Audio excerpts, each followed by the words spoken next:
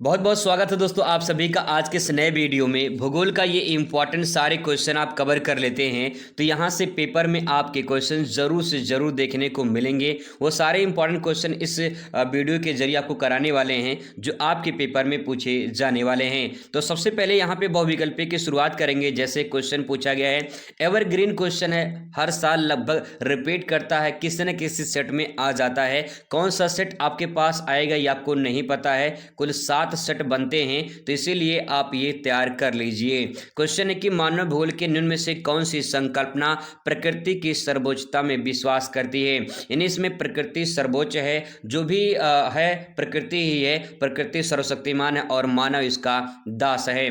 जिसमें right answer क्या होगा, पर्यावरण निश्चयवाद, संभववाद, नव निश्चयवाद, प्रत्यक्षवाद। तो इसमें आपका राइट आंसर पहला वाला हो जाएगा, पर्यावरण निश्चयवाद हो जाएगा। अगला क्वेश्चन आपके सामने कि निम्नलिखित विद्वानों में से किसने नव निश्चयवाद की संकल्पना दी है।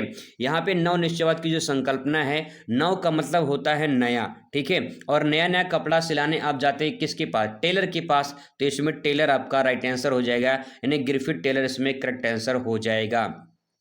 अगला आपके पास यहाँ पे क्वेश्चन है कि निम्नलिखित में से कौन सा एक मानव भूगोल का उपागम नहीं है। उपागम का मतलब होता है स्रोत, अप्रोच जिसे बोलते हैं।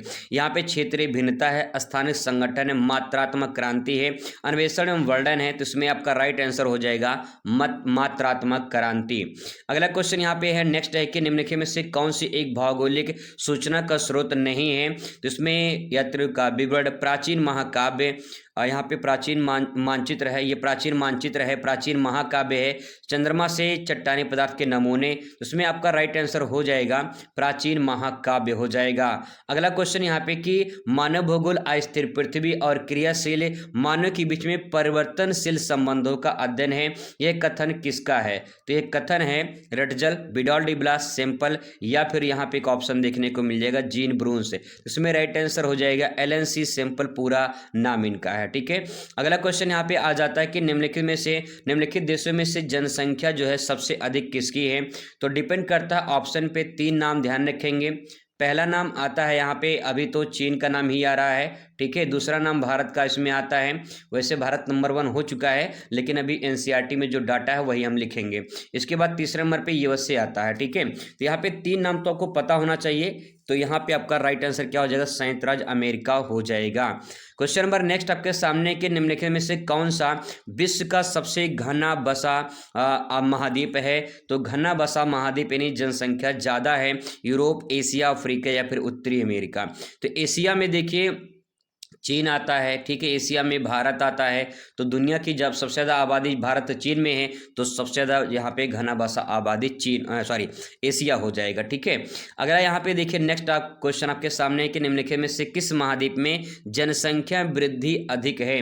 अगर आपसे क्वेश्चन में पूछता है कि जनसंख्या जो है, जनसंख्या ज़्यादा कहाँ पे है, तो जवाब होगा एशिया। लेकिन जनसंख्या वृद्धि पूछता है तो जनसंख्या वृद्धि अफ्रीका में ज़्यादा है, ठीक है। यहाँ पे जनसंख्या ज़्यादा मतलब मृत्यु दर भी ज्यादा है, जन्म दर भी ज्यादा है, ठीक है। तो इसमें राइट आंसर आपका अफ्रीका हो जाएगा। अगला क्वेश्चन आपके सामने यहाँ पे है, निम्नलिखित में से कौन सा सबसे अधिक जनसंख्या वाला देश है। अब डिपेंड करता है इसमें ऑप्शन में, तो यहाँ पे देखिए चीन दिया है तो चीन आपका राइट आंसर हो जाएगा। अगला क्वेश्चन यहाँ पे है कि निम्नलिखित में से कौन सा विरल जनसंख्या वाला क्षेत्र नहीं है पूछा है, यानी वहां पे सघन जनसंख्या होगी। आटाकामा मरुस्थल है ये, ठीक है, भूमध्य सागरीय प्रदेश है, ध्रुवीय प्रदेश है और दक्षिण पूर्वी एशिया है। तो इसमें आपका राइट आंसर दक्षिण पूर्वी एशिया हो जाएगा। आटाकामा जो मरुस्थल है, मरुस्थल में बहुत कम लोग निवास करते हैं क्योंकि वहां सुविधाएं नहीं मिलती हैं, ठीक है। भूमध्य रेखीय प्रदेश है, भूमध्य रेखीय प्रदेश मतलब कि यहाँ पे जो क्षेत्र है ये वाला 0 डिग्री भूमध्य रेखीय प्रदेश है। यहाँ पे तापमान बहुत ज्यादा होता है, तापमान ज्यादा होने की वजह से वहां पे ज्यादा लोग निवास नहीं करते हैं। ध्रुवीय प्रदेश का मतलब कि जो पृथ्वी के उत्तरी ध्रुव दक्षिणी ध्रुव पे यहाँ पे अत्यधिक ठंड पड़ती है, यूं कहें कि 6 महीने की रात 6 महीने के दिन होती है। तो यहाँ ध्रुवीय प्रदेश में बहुत कम लोग निवास करते हैं या तो ना के बराबर रहते हैं। इसके बाद यहाँ पे राइट आंसर आपका दक्षिण पूर्वी एशिया हो जाएगा। क्वेश्चन नंबर नेक्स्ट पर आ जाइए। क्वेश्चन कह रहा है कि निम्नलिखित में से कौन सा एक प्रतिकर्ष कारक नहीं है। प्रतिकर्ष कारक का मतलब होता है कि जहां से लोग जाते हैं, ठीक है, जहां से लोग जाते हैं किसी भी कारणवश जहां से लोग चले जाते हैं उसे प्रतिकर्ष कारक कहते हैं। तो जो अगर मान लो कोई स्थान ए है, यहाँ से लोग अगर मान लीजिए जा रहे हैं तो क्यों जा रहे हैं, क्योंकि वहाँ बेरोजगारी है, महामारी है, जल का अभाव है। तो ये सब क्या है, ये सब जल का अभाव, महामारी, बेरोजगारी, ये सब क्या है, ये प्रतिकर्ष कारक के कारण हैं। फिर इसके बाद यहाँ पे है चिकित्सा एवं शैक्षणिक सुविधा, जहाँ पे शिक्षा चिकित्सा की सुविधा मिलती है, लोग वहाँ जाते हैं, तो यहाँ पे इसमें राइट आंसर हो जाएगा। इसमें पूछा है नहीं, तो ऊपर तीनों तो ये हैं, इसीलिए आपका चौथा वाला ऑप्शन राइट हो जाएगा। क्वेश्चन नंबर नेक्स्ट है, निम्नलिखित में से किस महाद्वीप में जनसंख्या न्यूनतम घनत्व वाला मिलता है? न्यूनतम घनत्व वाला मिलता है, अथवा जनसंख्या का आकार के अनुसार विश्व का सबसे छोटा महाद्वीप कौन सा? ये मानचित्र में पूछा गया है। यूरोप है, उत्तरी अमेरिका है, दक्षिणी अमेरिका है, ओशिनिया है। ओशिनिया यानी ऑस्ट्रेलिया महाद्वीप है, ठीक है, इसका नाम ओशिनिया है। तो ऑस्ट्रेलिया जो है यहाँ पे आपका न्यूनतम हो जाएगा, इसमें राइट आंसर। अगर यहाँ पे ऑप्शन में अंटार्कटिका दिया होता तो अंटार्कटिका जो है इसमें राइट आंसर होता, क्योंकि अंटार्कटिका में 0 के बराबर जनसंख्या रहती है। अगले क्वेश्चन पर आ जाते हैं। क्वेश्चन कह रहा है कि मानव विकास की अवधारणा निम्नलिखित में से किस विद्वान ने दी है? तो मानव विकास की अवधारणा प्रोफेसर अहमद सेन, डॉक्टर महबूब उल हक, इनका नाम पूरा है महबूब हक, एलन सी सैंपल या फिर रटजल। देखिए आपको यहाँ पे ध्यान में रखना है कि जो मानव है, ठीक है, मानव है अपने महबूब को याद करता है, तो यहाँ पे ट्रिक लगा के याद कर सकते हैं, महबूब उल हक हो जाएगा, ठीक है। अगला यहाँ पे है नेक्स्ट क्वेश्चन आपके सामने है कि निम्नलिखित में से कौन सा विकास का सर्वोत्तम वर्णन करता है? सर्वोत्तम वर्णन करता है विकास का आकार में वृद्धि।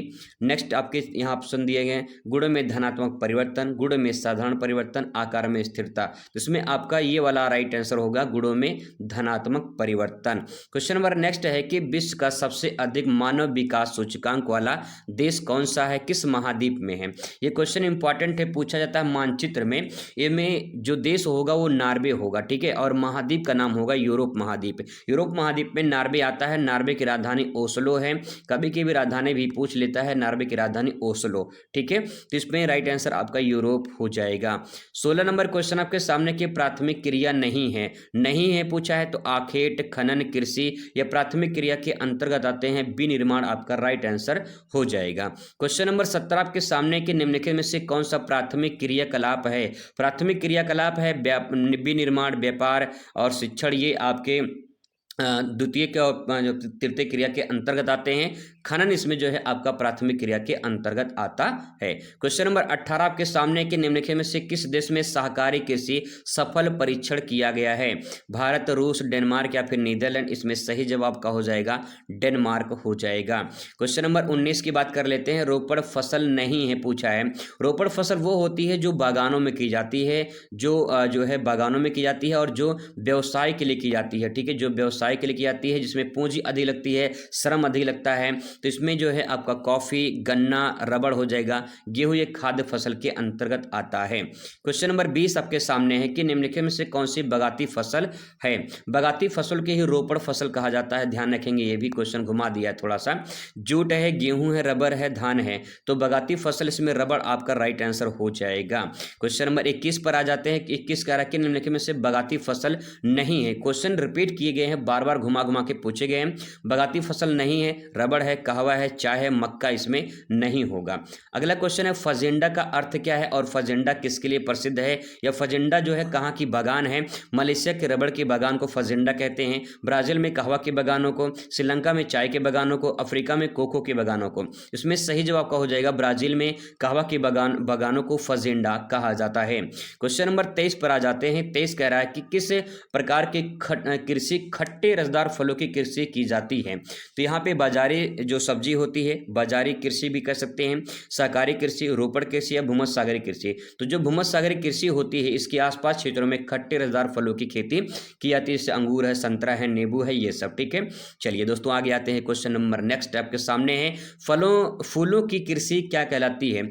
फूलों की कृषि या फलों की कृषि दोनों बात एक ही है, मतलब कि फूल होते हैं और फल दोनों होते हैं, ठीक है, दोनों होते हैं, फूल भी होते हैं और फल भी होते हैं, दोनों की कृषि साथ में की जाती है। ये ट्रक फार्मिंग है, कारखाना कृषि है, मिश्रित कृषि है, पुष्प उत्पादन है। इसमें सही जो ट्रक फार्मिंग कृषि हो जाएगा।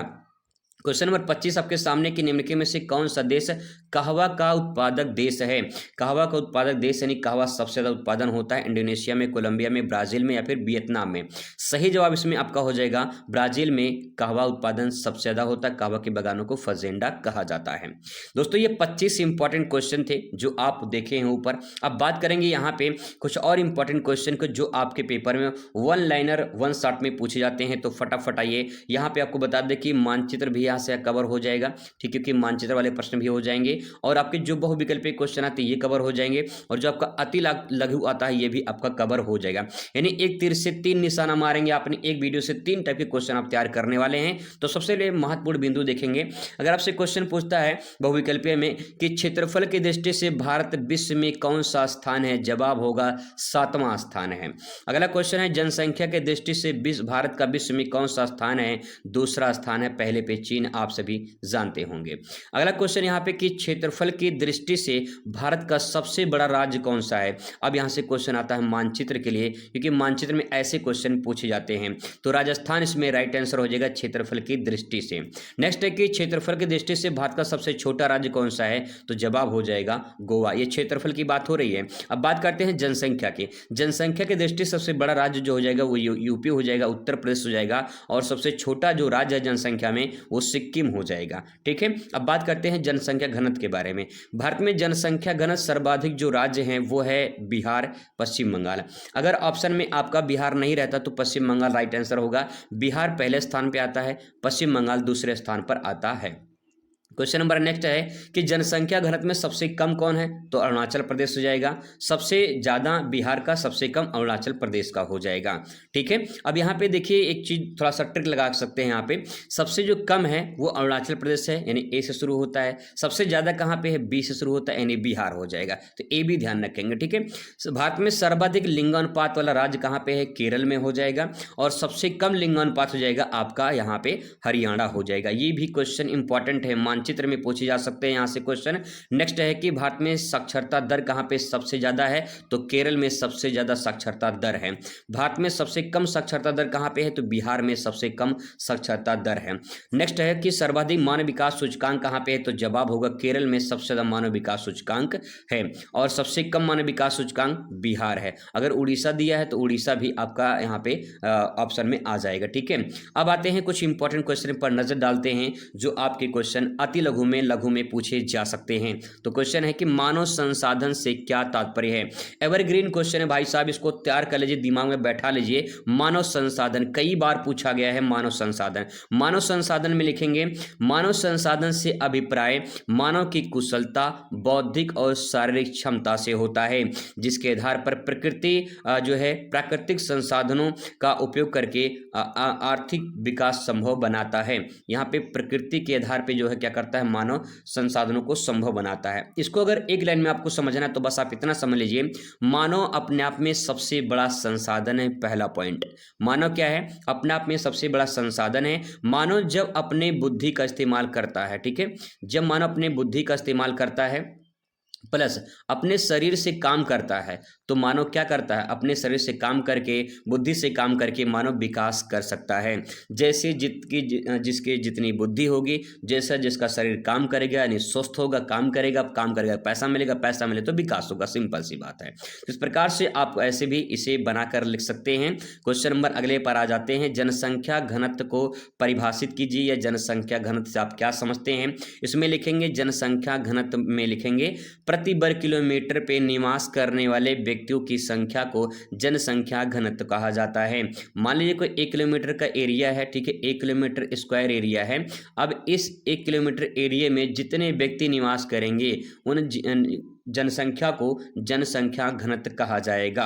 ठीक है, इसको एक फार्मूला होता है, फार्मूला आप ध्यान रखेंगे, जनसंख्या घनत्व बराबर जनसंख्या बटे क्षेत्रफल होता है। ये फार्मूला लिख के इसको बॉक्स में कर देंगे, बढ़िया पूरा नंबर मिल जाएगा। आगे यहाँ पे कुछ मेन फैक्ट पॉइंट ध्यान में रखेंगे। 2011 की जनगणना के अनुसार भारत की जनसंख्या घनत्व 382 है। पूछा जा सकता है जनसंख्या घनत्व सर्वाधिक बिहार, पश्चिम बंगाल और सबसे कम अरुणाचल प्रदेश मिजोरम में है। तो दो नाम यहाँ पे लिखे गए हैं। सबसे कम अरुणाचल प्रदेश, फिर मिजोरम, सबसे ज़्यादा बिहार और पश्चिम बंगाल में। फैक्ट इंपॉर्टेंट पॉइंट है दोस्तों, अच्छे तरीके से मैंने एक्सप्लेन किया है और अच्छे तरीके से मैंने इसको नोट्स बनाया है ताकि जो है आप इसे अच्छे से कवर कर पाएँ।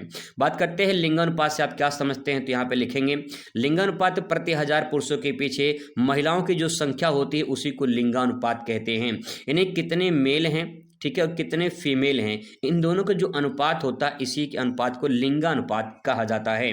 2011 की जनगणना के अनुसार भारत में जो लिंगानुपात है वो 943 है, 943, ठीक है, 943, 943 है, ठीक है। आगे दोस्तों आ जाते हैं नेक्स्ट, यहाँ पे एक फार्मूला है इसका, लिंगानुपात बराबर होता है स्त्रियों की संख्या बटे पुरुषों की संख्या। स्त्री की संख्या ऐसे लिखेंगे, नीचे यहाँ पे लिखेंगे पुरुषों की संख्या, पुरुषों की संख्या लिख के फिर आगे इसके लिखे गुणे 1000, ठीक है, 1000 कर देंगे, फिर इसके बाद इसको बॉक्स में कर देंगे, बढ़िया पूरा नंबर मिल जाएगा।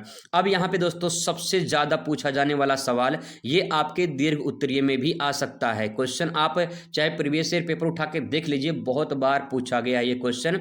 जनसंख्या घनत्व को प्रभावित करने वाले कारकों की विवेचना कीजिए। इसी क्वेश्चन को फिर घुमा के पूछा है अगले सत्र में कि जनसंख्या वितरण को प्रभावित करने वाले कारकों की विवेचना कीजिए। बात वही है, बस थोड़ा सा चेंज कर दिया है। फिर क्वेश्चन अथवा करके पूछा है कि भारत में जनसंख्या के असमान कारक को वर्णन कीजिए। जनसंख्या कहीं कहीं ज्यादा कहीं कहीं कम क्यों पाई जाती है, इसके पीछे क्या कारण है, तो आइए जानते हैं कारण क्या है। दोस्तों इसमें लिखेंगे भारत में जनसंख्या घनत्व के प्रभावित करने वाले कुछ यहाँ पे प्रमुख कारक दिए गए हैं। जैसे पहला है भौगोलिक कारक। भौगोलिक कारक में क्या है, देखिए भू आकृति है, जलवायु है, जल उपलब्धता है। इसको सिंपल भाषा में आपको लिखना है। आपको बता दें कि ये क्वेश्चन आपके 6 नंबर में पूछे जाएंगे, लॉन्ग क्वेश्चन। पूरा नंबर लाने के लिए आपको थोड़ा सा कुछ अपने आप में अलग करना पड़ेगा। आप इसे डायग्राम में भी बना सकते हैं, डायग्राम में लिख सकते हैं और अच्छे तरीके से प्रेजेंट कर सकते हैं। जैसे यहाँ भौगोलिक कारक में क्या लिखेंगे, भू आकृति पहला है। भू आकृति का मतलब भूमि पर जो आकृतियां हैं, यानी कहीं धरातल है तो कहीं पठार है, फिर कहीं घाटी है तो कहीं पहाड़ी है तो कहीं पर्वत है। इस प्रकार से आपको आकार देखने को मिलते हैं। अब आप सोच के जरा बताइए कि सबसे ज्यादा मानव बसाव कहाँ पे होगा। मान लीजिए मैदान है, ठीक है, ये मान लेते हैं पठार है, यहाँ मान लेते हैं घाटी है, ठीक है, और यहाँ मान लेते हैं कि ये पर्वत है। तो आपके जवाब से यहाँ पे क्या सही होगा कि सबसे ज़्यादा मानव बसाव कहाँ पे होगा, आपका जवाब होगा मैदानों पर होगा। क्यों, क्योंकि मैदानों पर मानव की जो मूलभूत आवश्यकताएं हैं वो आसानी से मिल जाती हैं। तो देखिए सिंपल स्मार्ट आंसर कैसे ले सकते हैं, एक छोटा सा ऐसे डायग्राम बना दीजिए और वहाँ पर लिख दीजिए ऐसे, ठीक है, और लिखने के बाद उसमें लिखिए कि सबसे ज़्यादा मानव बसाव हमें मैदानों में मिलता है क्योंकि मानव की यहाँ पे आवश्यकताएं की पूर्ति आसानी से हो जाती है। बस सिंपल, पूरा नंबर मिल जाएगा, ठीक है। आगे देखिए जलवायु। जलवायु का मतलब यह है कि यहाँ पे मान लेते हैं कहीं बहुत ज़्यादा ठंडी पड़ती है तो क्या वहाँ लोग रहना पसंद करेंगे, बहुत कम रहना पसंद करेंगे। और बहुत ज़्यादा गर्मी पड़े तो क्या लोग वहाँ रहना पसंद करेंगे, बहुत कम रहना पसंद करेंगे। लेकिन अगर थोड़ी ठंडी थोड़ी गर्मी अगर पड़े तो अनुकूल जलवायु पाई जाए वहाँ पे लोग ज़्यादा रहना पसंद करेंगे। तो ऐसे अपने सेंटेंस को बना के लिख सकते हैं, पूरा नंबर मिलेगा आपको। आगे जल की उपलब्धता। मानव जो बसाव होता है, मानव का बसाव जो होता है वो नदियों के किनारे होता है क्योंकि वहाँ से हमें पानी की स्रोत आसानी से मिल जाते हैं। इतिहास उठा के देख सकते हैं कि सिंधु घाटी सभ्यता, मेसोपोटामिया की सभ्यता, ऐसी बहुत सारी सभ्यता थी जो नदियों के तट पर बसी थी। तो इसका मतलब दोस्तों ये है कि मानव जहाँ पे स्वच्छ जल मिलता है वहीं ज़्यादा रहना पसंद करता है, ठीक है, सिंपल पॉइंट।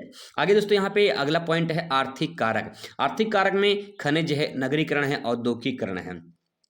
अब दोस्तों नगरीकरण, इसमें खनिज में क्या लिख सकते हैं, खनिज में तो खनिज में देखिए जहाँ पे खनिज संसाधन ज़्यादा मात्रा में होते हैं वहाँ पे लोगों को रोजगार मिलते हैं तो वहाँ पे लोग ज़्यादा रहना पसंद करते हैं, ठीक है। नगरीकरण, नगर में लोग इसलिए रहना पसंद करते हैं क्योंकि वहाँ पे सारी आवश्यकताओं की पूर्ति हो जाती है, वहाँ पे रोजगार मिल जाता है, परिवहन की सुविधा होती है, चिकित्सा की सुविधा होती है, शिक्षा की सुविधा होती है, इसीलिए नगरों में लोग रहना ज़्यादा पसंद करते हैं तो वहाँ पे जनसंख्या ज़्यादा परिवर्तित होगा। नेक्स्ट औद्योगिकरण।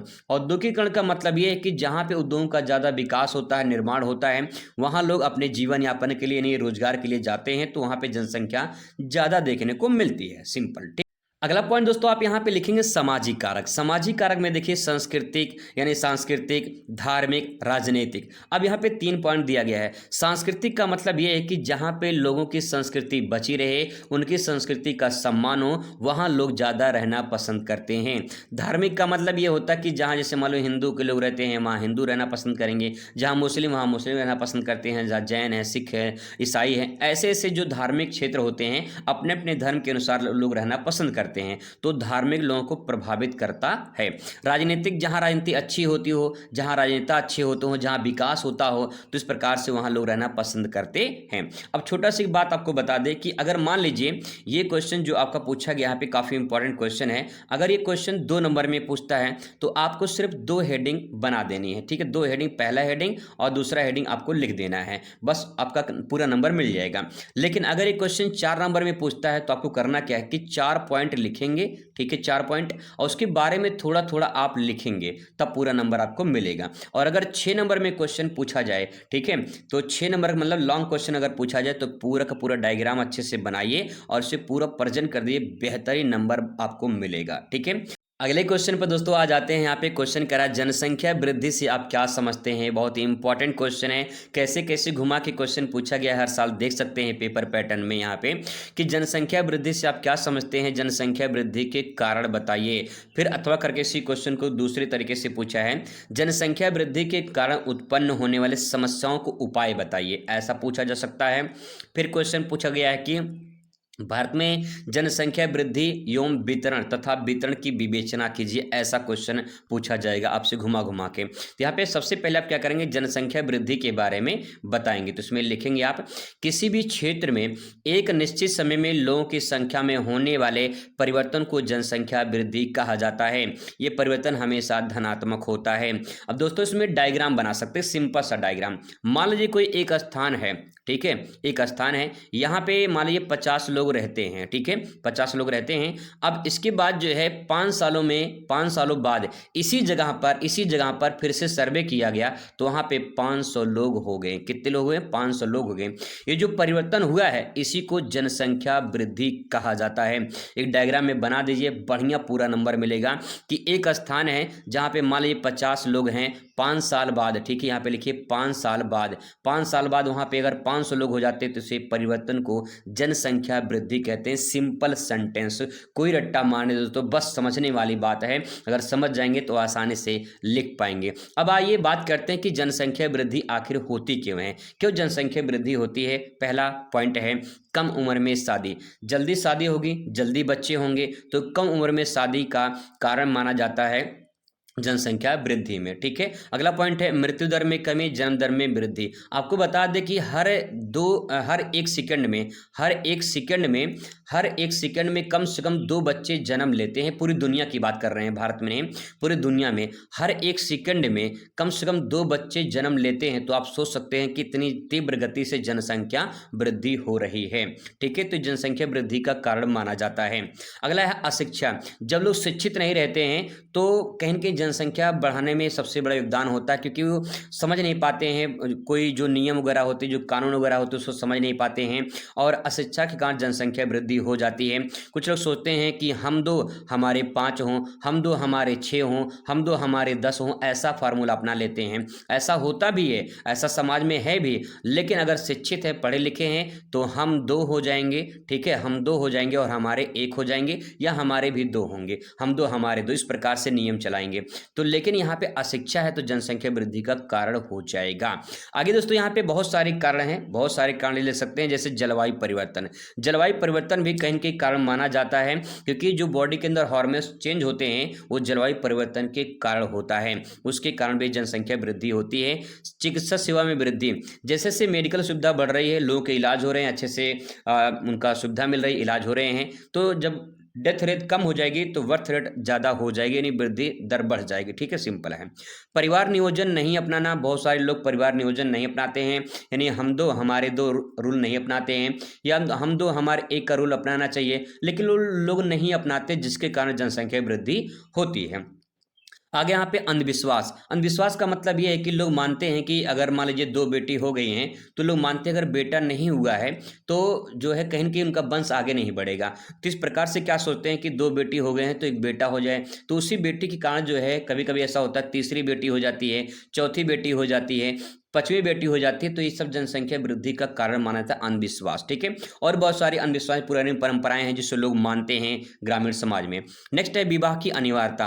लोग मानते हैं कि विवाह अनिवार्य है, विवाह करना जरूरी है, इसीलिए जनसंख्या बढ़ती है। अगर विवाह अनिवार्य ना हो, लोग ऐसा मानते हैं कि विवाह अनिवार्य होता है, लोग ऐसा ना माने तो शायद जनसंख्या वृद्धि रोकी जा सकती है।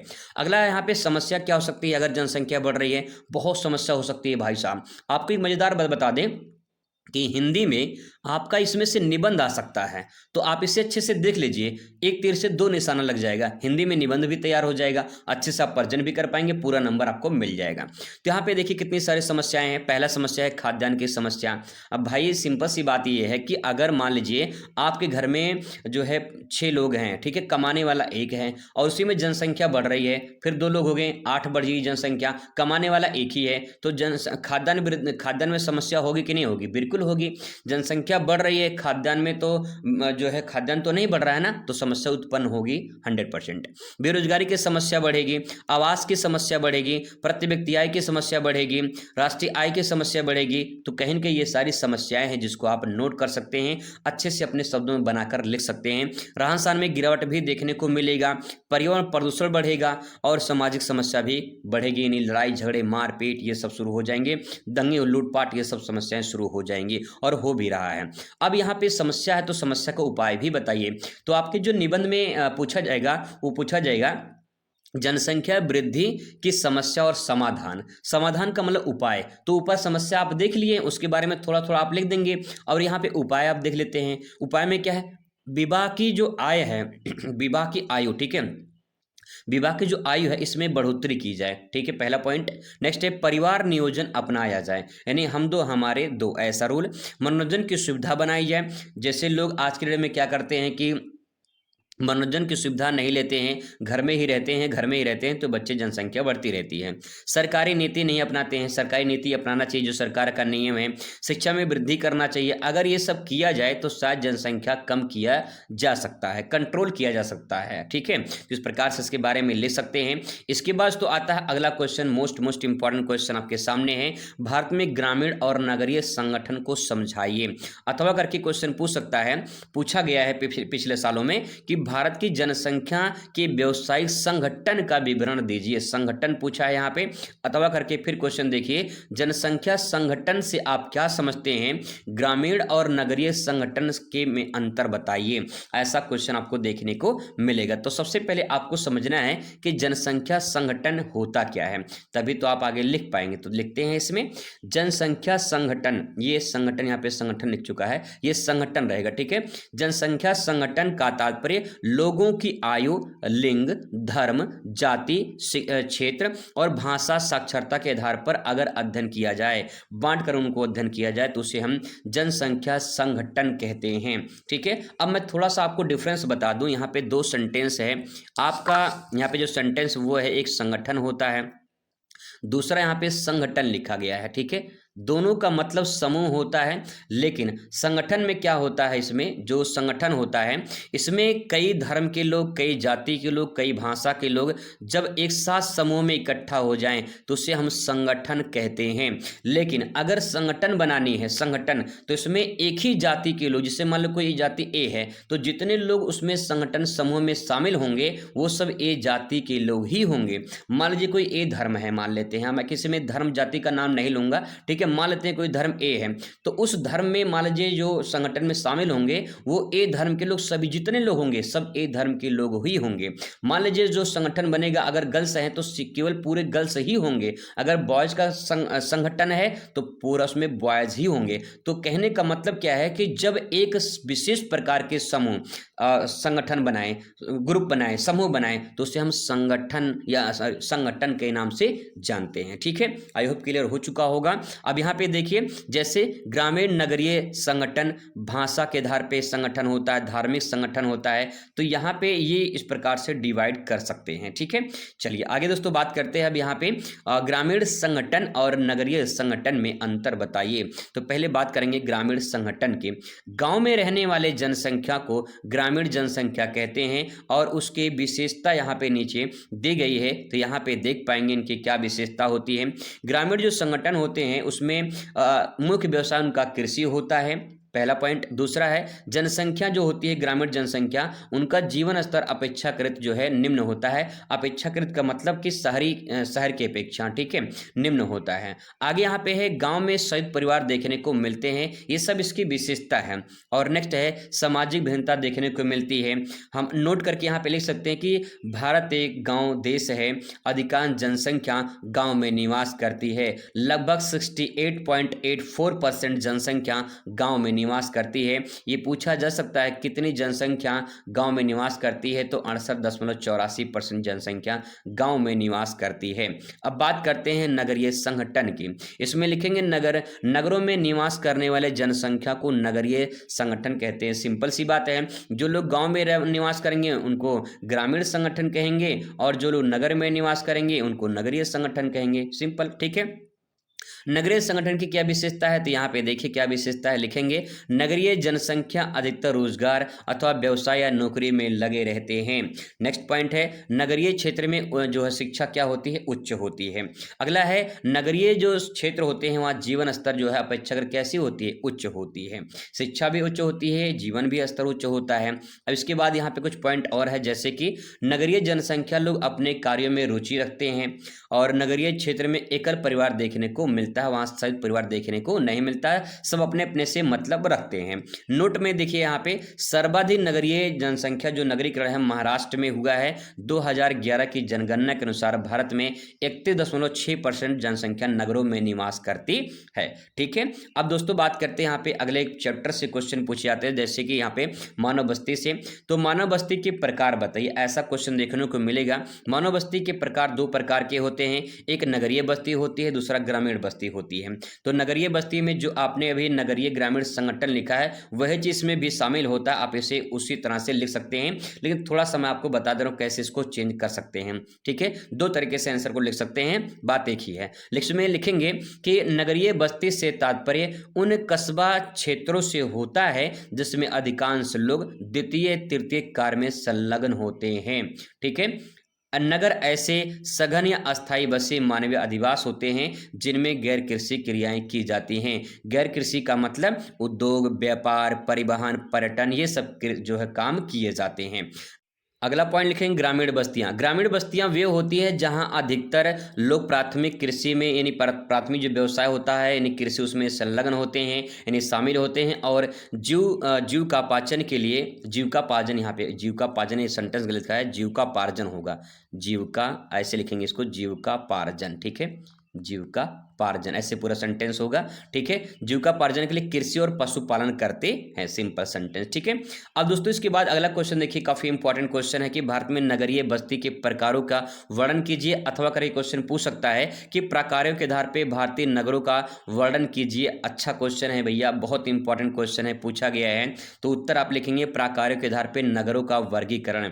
कैसे आप इसको बांट सकते हैं, तो देखिए कौन कौन से नगर होते हैं। जैसे प्रशासनिक नगर है, प्रशासनिक नगर वे होते हैं जहाँ प्रशासन के काम होते हैं, प्रशासन के द्वारा किए जाते हैं, जैसे कि लखनऊ हो गया, पटना हो गया। ठीक है, ये सब जो है प्रशासनिक नगर के अंतर्गत आते हैं। तो आप इनमें एग्जाम्पल दे सकते हैं। ठीक है, एग्जाम्पल ऐसे लिख सकते हैं, लखनऊ, पटना। ठीक है, नेक्स्ट है परिवहन नगर। परिवहन नगर का मतलब वो होता है कि जहाँ पे समुद्र मार्ग हो। ठीक है, समुद्र मार्ग जैसे मुंबई हो गया, विशाखापट्टनम हो गया, कोलकाता हो गया, तो ये प्रकार की परिवहन नगर के अंतर्गत आते हैं। ठीक है, पर्यटन नगर, पर्यटन नगर का मतलब होता है जहाँ पे लोग घूमने जाते हैं, जैसे मसूरी है, नैनीताल है, शिमला है, ये सब हो जाएंगे। शैक्षिक नगर में जैसे कि प्रयागराज है, दिल्ली है, कोटा है, पटना है, लोग यहाँ पे पढ़ने जाते हैं। ठीक है, शैक्षिक नगर हो जाएगा।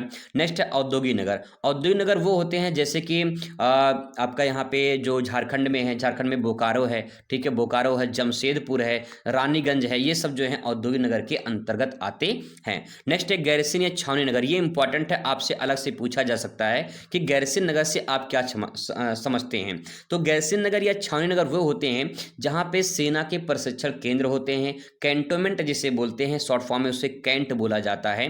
तो जैसे मथुरा कैंट है, आगरा कैंट है, वाराणसी कैंट है, ठीक है, सब कैंट के नाम से जाना जाते हैं। तो आप इसके बारे में ऐसे लिख सकते हैं।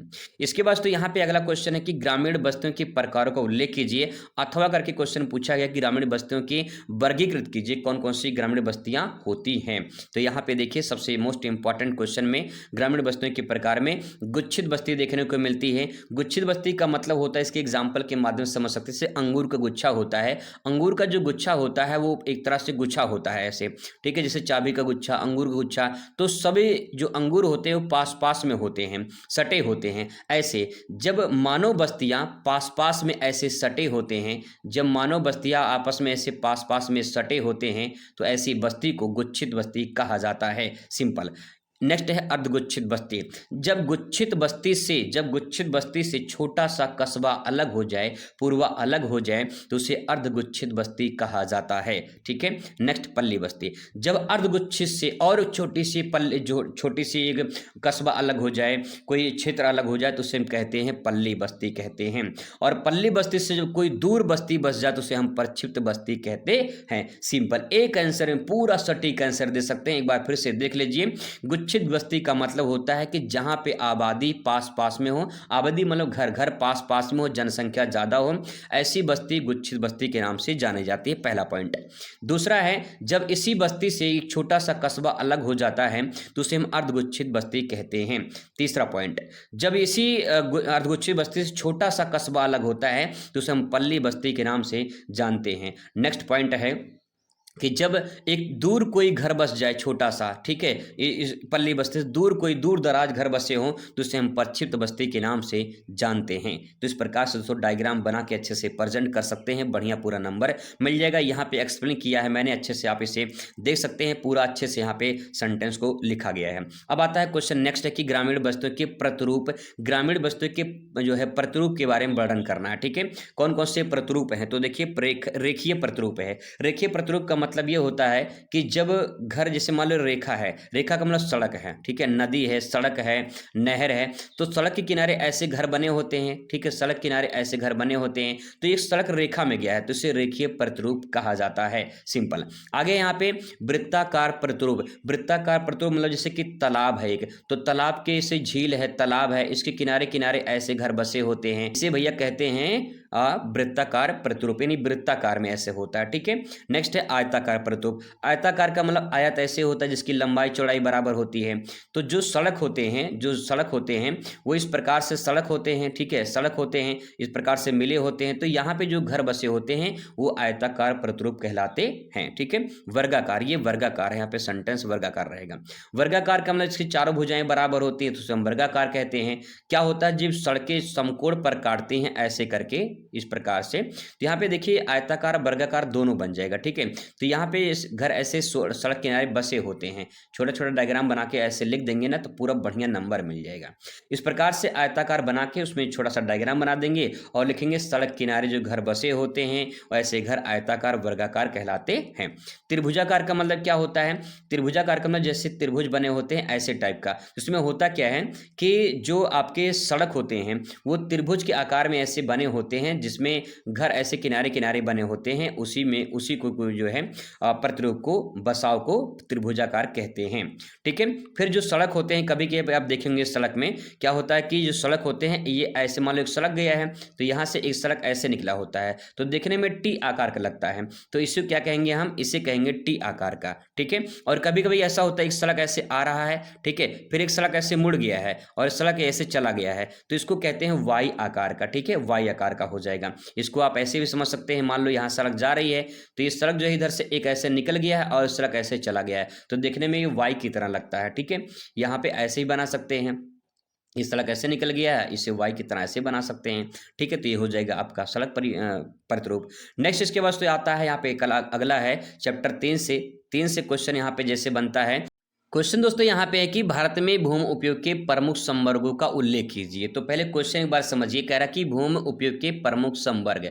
संवर्ग का मतलब होता है कि जो भूमि है वो कितने भागों में बटा है, कितने भागों में बटा है ये आपको बताना है। और जो भूमि का उपयोग होता है वो किस प्रकार से होता है, कैसे कैसे उपयोग होता है, कितने आधार पर बटा हुआ है। तो उसमें देखिए, इसमें लिखेंगे भारत में भूमि उपयोग प्रमुख संवर्गों, जैसे कि वन के अधीन क्षेत्र, कुछ क्षेत्र ऐसे होते हैं जो वन में मतलब जंगल वगैरह होते हैं, वन होते हैं, और कुछ कृषि के लिए होते हैं, कुछ अनुपलब्ध भूमि होते हैं, मतलब किसी उसमें कोई काम नहीं होता है, कुछ परती भूमि होती है, ठीक है, कुछ में अन्य कृषि क्रियाएं की जाती हैं, जैसे कोई फैक्ट्री या फिर अन्य कोई चीज़ें लगाई जाती हैं। तो इस प्रकार से भूमि का उपयोग जो है वो आपको दिखाना है, ठीक, कहाँ कहाँ भूमि का उपयोग किया जाता है। दोस्तों इसे आसान शब्दों में समझने के लिए यहाँ पे देखिए लिखा गया आसान शब्दों में, भारत में भूमि का उपयोग का प्रमुख संवर्ग आप यहाँ पे देख पाएंगे, यानी खेती की जो जमीन होती है जिसे हम कृषि योग्य भूमि कहते हैं, कृषि योग्य भूमि जिसमें फसल उगाया जाता है वो भी एक प्रकार से उसका उपयोग हो रहा है। तो कृषि योग्य भूमि एक प्रकार तो ये हो गया आपका। नेक्स्ट है वन भूमि, यानी जंगल और पेड़ों, जहाँ जंगल और पेड़ है वो आपका वन भूमि हो जाएगा, उसका उपयोग किया जा रहा है। नेक्स्ट है निर्माण भूमि, निर्माण भूमि का मतलब जहाँ पे घर है, सड़क है, इमारतें हैं, ये भी तो भूमि पर ही है, तो इसका भी इस प्रकार से उपयोग किया जाता है, ठीक है। कुछ बंजर भूमि होती है जो इस्तेमाल नहीं होते, कुछ परती भूमि होती है। तो इस प्रकार से कहीं के ये भूमियों के प्रकार हैं, प्रमुख संवर्ग हैं, इन्हें आप अच्छे से देख के लिख सकते हैं। तो दोस्तों यहाँ पे जो भी इंपॉर्टेंट क्वेश्चन मैंने कराया है एक बार इसे बस फटाफट से निगाहों से देख लीजिए, बहुत इंपॉर्टेंट क्वेश्चन है जो हर साल पूछे जाते हैं। आप इन्हें एक बार जरूर तैयार करें, आपके पेपर में यहाँ से क्वेश्चन जरूर से जरूर आएंगे। आई होप आपको समझ में आया होगा। कोई दिक्कत परेशानी होती है तो कमेंट कर सकते हैं, और किस विषय पे आपको वीडियो चाहिए वो भी कमेंट कर सकते हैं। मिलते हैं नेक्स्ट वीडियो में। Thanks for watching.